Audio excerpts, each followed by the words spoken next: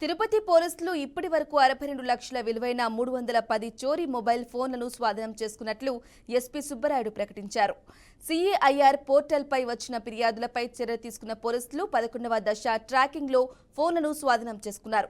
గత 10 దశల్లో దాదాపు 2 నెలల పాటు నిర్వహించిన అన్ని విభాగాల్లో డిపార్ట్మెంట్ 6.07 కోట్ల విలువైన 3,530 మొబైల్ ఫోన్లను రికవరీ చేసినట్లు ఎస్పీ చెప్పారు. 310 మొబైల్ ఫోన్లను తయారు చేసి కేసులను ఛేదించిన సైబర్ బృందాన్ని అభినందించారు. ఆధ్యాత్మిక నగరం అవ్వడం వల్ల ఎక్కువగా మొబైల్స్ ఇక్కడ థెఫ్ట్ అవుతుంటాయి.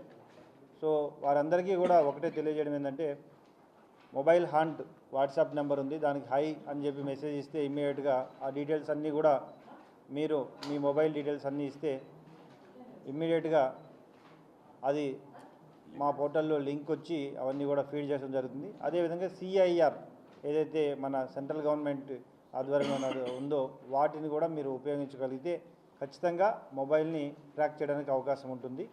సో మీడియా ద్వారా అందరికీ కూడా ఈ 2 మొబైల్ హంట్ అండ్ సిఐఆర్ యాప్ని ఉపయోగించుకొని మొబైల్స్ని ట్రేస్ చేయడానికి పోలీస్ వారికి సహకరించవలసిందిగా